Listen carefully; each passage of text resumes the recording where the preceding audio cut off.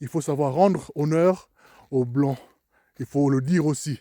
Je suis moi-même, contrairement à ceux qui diront que je suis peut-être le nègre de maison qui, n'est-ce pas, pourlèche les babouches des Occidentaux, rien à voir. Je suis très critique envers l'histoire de l'Occident. Je suis même critique envers ce qu'on appelle aujourd'hui le néolibéralisme et toutes ses dérives.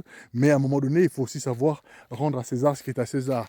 Dans l'Occident actuel, heureusement sous le commandement délicat et bienveillant des Blancs, si vous êtes un noir, eh bien, le racisme que vous allez rencontrer dans la vie de tous les jours, vous n'allez jamais le rencontrer sous la forme que vous allez expérimenter ailleurs, sous d'autres latitudes, celle des autres races, qui, elle, est un racisme dégueulasse, même pas une forme de défiance ou de méfiance, mais vraiment de l'humiliation permanente, un rejet quasi viscéral.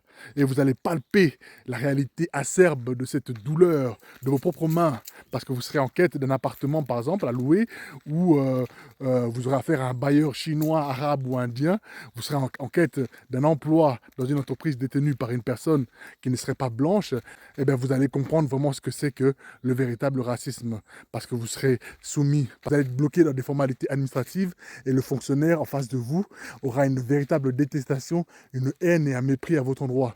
S'il faut faire quelques sacrifices dès lors pour que les Blancs restassent éternellement aux commandes de leur beau pays, eh bien, je serai le premier à promouvoir cette politique-là et à faciliter celle-ci.